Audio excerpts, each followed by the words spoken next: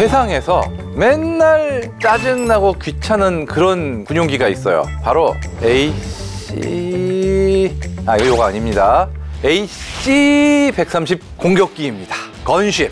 미국의 타격자산 AC-130J가 최근 한미연합 특수작전인 티크나이프 훈련에 참가했는데요. 약 110kg의 GBU-39 정밀 유도 폭탄 및 각종 무장을 탑재해 유사시 적 핵심시설 타격자산으로 운용되는데요. 이 짜증의 화신 AC-130 군용기에 대해 알아보겠습니다.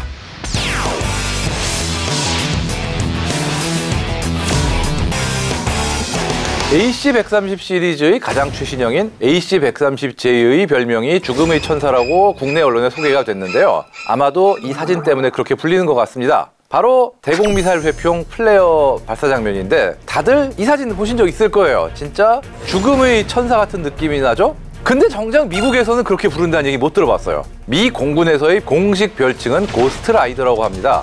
AC-130은 고스트 라이더보다 건쉽이라고 더 흔하게 불리지 않나요? 예, 맞습니다. 엄밀히 따지면은 이 AC-130이 건쉽이라는 그 장르 안에 들어가는 거죠. 미 공군에서 건쉽은 수송기를 개조한 공격기인데 그냥 공격기가 아니라 포로 무정한 그런 거를 건쉽이라고 합니다. 원래 별명은 스펙터였는데 그 뒤에도 뭐 고스트라이더 등 대부분 유령이나 공포감을 갖는 별명을 갖고 있죠.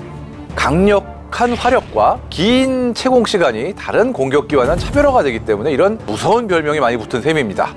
그렇다면 AC-130 시리즈는 언제 왜 등장했을까요? 1960년대 베트남전 당시 미군에는 오랜 시간 하늘에 머무면서 이 지상군을 정밀하게 근접 지원해줄 그러면서도 화력이 빵빵한 그런 기체가 필요해서 개발하게 됐는데 이게 바로 미 공군의 건쉽 프로그램이었습니다. 발상은 간단해요. 오래 머무르고 무장을 많이 싣는 게 필요하다. 수송기가 오래 뜨고 뭘 많이 싣네? 그럼 수송기에 무장을 싣자. 그래서 처음 나온 게 C-47 수송기에 미니건을 장착한 AC-47이었죠. 이게 최초의 건쉽인데 그 뒤에 몇 종류가 더 나왔지만 가장 대표적인 게 얼마 안 돼서 나온 AC-130 시리즈입니다. 그러니까 지상에서 요구하는 채공 시간과 무장 탑재량이 더 높아지니까 야, 더 큰 거에다 싣자 그래가지고 C-130 수송기를 개조한 건데 미 공군 건쉽 프로그램의 최대 성공작입니다. AC-130 시리즈는 처음에 1967년에 AC-130A형이 나왔고요. 69년에 E형이 등장합니다. 그리고 E형이 70년대 H형으로 개조되면서 무려 2015년까지 현역으로 운용했습니다. 95년에는 더 개량된 U형, 2012년에는 W, 2017년에 최신형인 AC-130J까지 등장하게 됐습니다. 지금은 J 빼고 다 퇴역했습니다.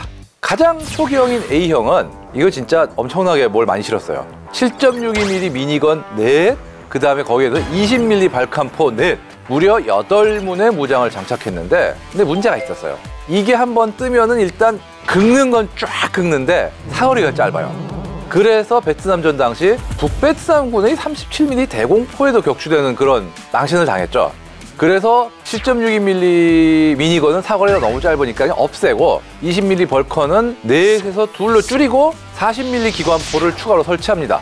나중에는 북베트남 전차 및 방어진지 등을 상대하기 위해서 105mm 곡사포를 후방에 붙이는데요. 진짜 대포를 달고 쏘는 그런 엄청난 놈이 탄생한 겁니다. 이렇게 무장이 강화된 버전이 AC-130E, 그리고 이 E형에서 엔진 강화 등의 업그레이드를 거친 버전이 AC-130H죠. AC-130U는 20mm 벌컨을 없애고 그 자리를 한문의 25mm 게틀링포로 대체했습니다. 보통 공격기 그러면 포든 미사일을 앞을 보고 쏘게 하는데 이 건쉽은 전부 옆에 무장을 장착해요. 그 이유가 건쉽 운용의 원리 때문인데요. 지상을 쏘려면은 이게 일단 살짝 기울여져 쏘는데 이게 기울여진 상태로 360도를 이게 삥 돌면은 기체는 마치 기관포가 향하고 있는 어떤 표적을 꼭지점으로 두고 원뿔을 그듯이 이렇게 날아요. 그렇게 돌게 되면은 같은 표적에 계속 조준을 유지하면서 공격을 할 수 있는 거죠. 굉장히 정확해요. 물론 무장만 화끈한 게 아닙니다. 각종 첨단 전자기기를 갖추고 있어요. 앞서 말씀드린 명중률도 최첨단 전자기기의 덕을 많이 보고 있어요. 컴퓨터로 화력 제어하기 때문에 굉장히 잘 맞습니다. 또 야간이나 시야가 나쁜 여러 가지 상황에서도 임무 수행에 문제가 없게 뭐 각종 야시 장비나 레이더까지 갖추고 있는 말 그대로 전천후 기체인데 지상 근접 지원에서 이보다 더 고마운 기체가 없을 정도죠. 일단 출동하면 지상에서 버텨낼 적이 없습니다. 적이 인해 전술로 몰려온다? 기관포로 막 쏴대면은 뭐 정말 뭐 일개 대대가 오든 뭐 연대가 오든 그냥 끝이고, 전차가 몰려온다? 대포 쏘면 돼요. 게다가 수송기인 만큼 다른 전투기나 공격기와 달리 오래 뜰 수 있어요. 공중급유를 안 받아도 뭐 대여섯 시간 가까이 한 자리에서 머물 수 있고, 공중급유까지 받으면은 뭐 반나절 하루 종일 이렇게 있을 수 있으니까 마치 지상의 포병처럼 지속적인 화력 지원이 가능합니다. 그러나 모든 좋은 거에는 나쁜 것도 따라옵니다. 문제가 있어요. 아무래도 포를 쏴야 되니까 운용 고도가 낮죠. 그러다 보니까 맨패즈, 즉 휴대용 지대공 미사일이나 기타 지대공 미사일을 갖춘 어떤 적이라면은 안심을 못합니다.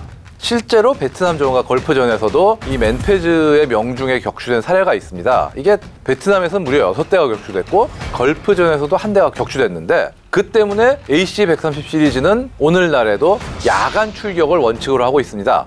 참고로 가장 최신형인 AC-130W와 J형은 기관포를 그냥 30mm 기관포 하나만으로 대체했고요. J형에서는 105mm 포는 유지했습니다.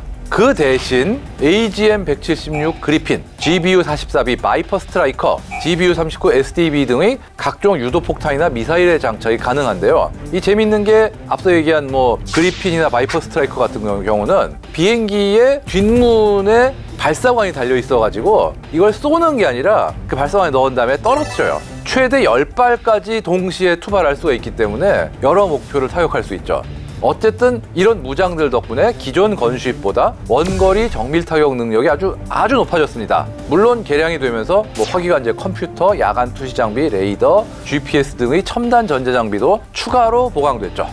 이번에 실시된 한미 연례 연합 특수작전 훈련 티크 나이프에서 AC-130J가 한반도에서 첫 출격했는데요. 1000피트, 약 3km 이상의 상공에서 30mm 기관포, 105mm 곡사포뿐 아니라 그리핀,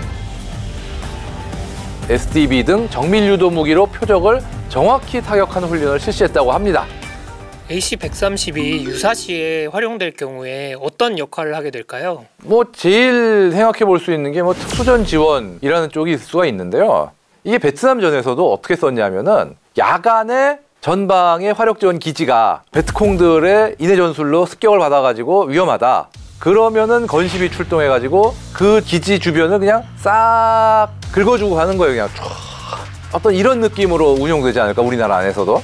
뭐 북한 영공을 넘어가가지고 한다기보다는 북한이 우리에 대해서 뭔가를 할 때 막을 수 있는 그 정도가 아닐까, 제 생각에는 그런 생각이 들어요.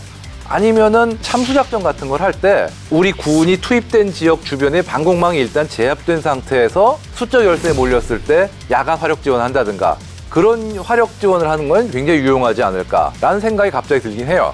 뭐 베트남전을 시작으로 91년 걸프전 및 사막의 폭풍작전, 2000년대 아프가니스탄과의 전쟁, 이라크 전쟁, 2011년 리비아 내전 등등 그간 AC-130이 출격해서 다양한 성과를 이뤄냈는데요. 전 세계 곳곳에 주둔하는 미군 기지들이 많기 때문에 미 공군에게는 엄청난 타격 자산이다 전략 무기로서 앞으로도 크게 활약할 예정입니다.